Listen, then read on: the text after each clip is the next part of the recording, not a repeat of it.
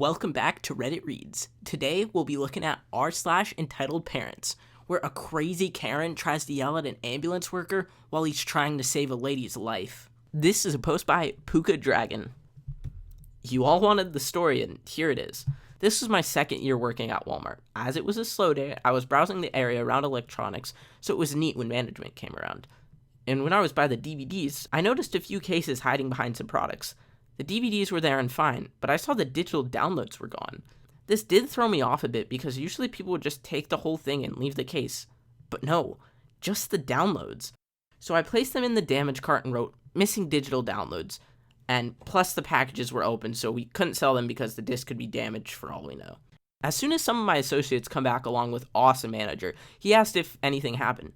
I told him about the DVDs, and he even got concerned because he also found some in the toys department. Electronics was between the toy department and shoe department. But as the day goes by, we kept finding more and more. We kept an eye out for any suspicious activity until I saw a teenager, entitled Teen, by one of the new releases on DVD.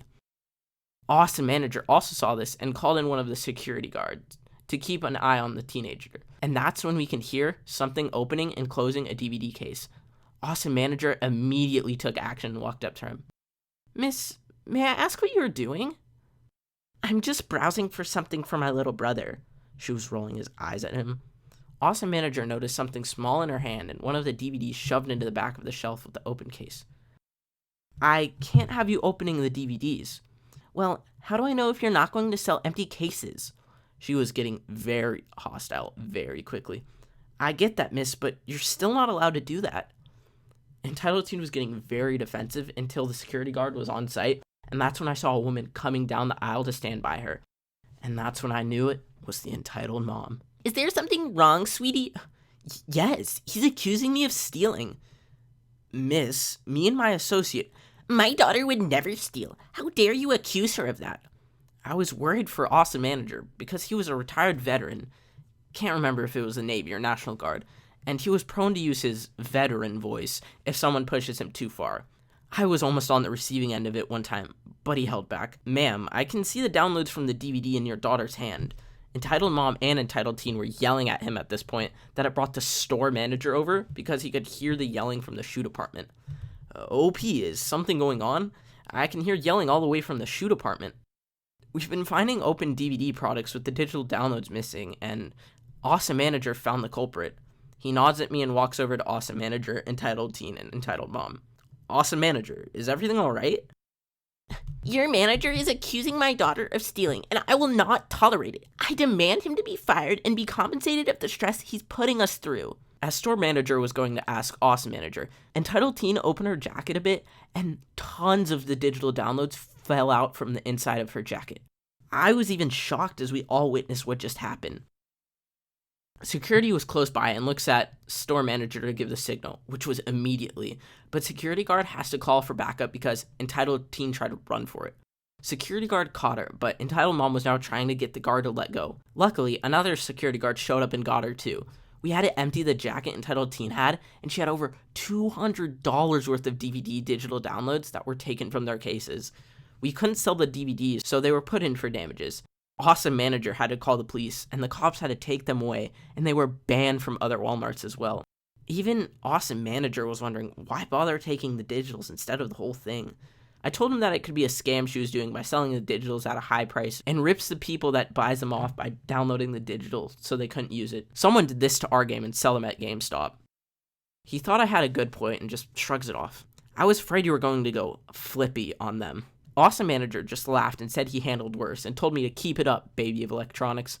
We all had nicknames and I was dubbed that because I was the youngest member there, and props to those who got the flippy reference. As the day went by, I saw a man walk up to the counter and I asked how I can help him. "Hello, I'm the father of Entitled Teen and Entitled Mom's husband. I just want to apologize for what they did." "It's okay, sir. They should have known better, and it is what it is." Turns out he was divorcing Entitled Mom and tried to get custody of Entitled Teen because Entitled Mom was a toxic woman. But he couldn't get custody due to financial and is trying to find a better job. Poor dad tried to offer to buy the DVDs his daughter took the digitals from, and I told him I couldn't do that.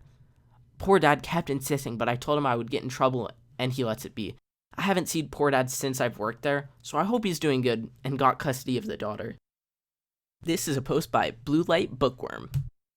Hello, I thought I would tell another tale from the weird and wonderful world of a UK ambulance service. Sorry guys, this is a long one. I work for an emergency ambulance service and have done for many years. This happened about 4 years ago.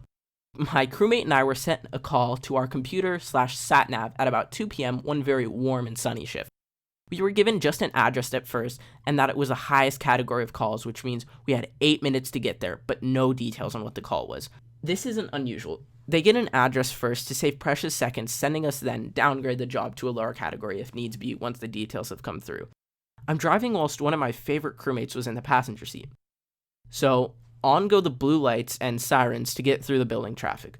Then our dispatcher calls us up on the radio. Female mid-50s, CPR in progress. Well, darn, we race like hell to get to this poor lady. Every minute counts when doing CPR. The longer it goes on, the more risk of brain damage and less likelihood of getting the patient back. Luckily, we weren't far off and got there very quickly. The lady lived in a very nice house on a well-off street. It was a typical crescent street, half-moon shaped with both ends of the road connecting to the same main road. There was a long line of cars parked on one side of the street, meaning that there was only enough room for one car to pass at a time. Thankfully, there was no one driving the other way, and I was able to drive to the lady's house without encountering anyone coming the other way. Score! There was a rapid response car already on scene. That means we had another set of hands to help, and they will have already taken all the equipment into the house so we didn't have to. Because of all the parked cars, I was unable to pull the big box van in to allow other drivers to pass, so I just blocked the road. Blue lights were still going, but the sirens had been turned off. No use deafening ourselves whilst we work. We rush into the house and find our lady laid on the floor of her entrance hall with my manager, making sure that her airway was clear whilst the poor lady's daughter was continuing doing CPR. I quickly swapped with the daughter and continued chest compressions, whilst the other two went about doing all the other little things that need doing at this time. I will spare you all the medical details, but I will say that during chest compressions, a heart is not working and has stopped, and we attempted to restart it whilst also pumping the blood around the body into the brain enough that the patient doesn't get brain damage. Unfortunately, CPR has a very low success rate, as other medical conditions usually cause issues as well. That day, however, everything was in our favor, and we got our heart rhythm back. This is not the movies. She didn't suddenly wake up, sit up, thank us, and go on her way. We had sorted the immediate problem, but not what had caused the heart to stop. You need some very specialist doctors for that. It was at this point we all heard someone beeping like crazy on their car horn, but we were all busy and ignored the noise. As we had gotten a rhythm, it was now a race to get the lady into hospital to the doctors before it was lost again. I raced back out to the ambulance to find some Karen in a car in front of my ambulance, just sat beeping her horn angrily. As soon as she saw me, she opened her window to shout at me. "You need to move that ambulance. I need to pick my kids up from school. Don't you know how to park? You can't just block the road." "Ma'am, this is a medical emergency. I will not move, and I'm within my rights to park where I am." "But I need to pick up my kids, so move." I would like to again point out that this was not a dead-end street. She could have easily reversed or turned around in someone's driveway and gone out the other side, but no, she decided to sit and shout at an ambulance instead.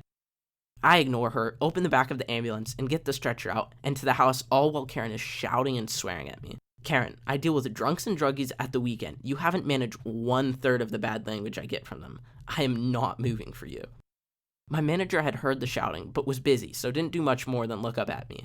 I'm not showing signs of worry, so he just shrugs it off.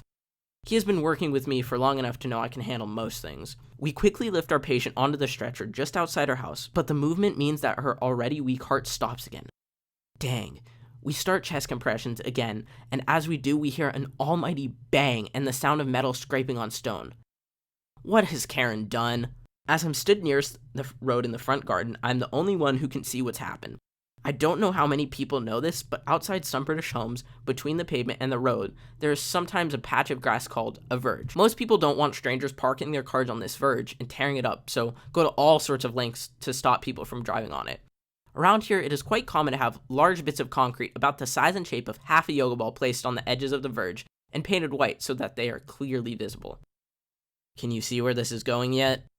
Yup, instead of doing the sane, sensible thing of turning around or reversing, our dumb Karen had attempted to go around the ambulance by driving onto the grass verge at full speed, hitting one of these balls and actually going up onto it, beaching her car on the concrete.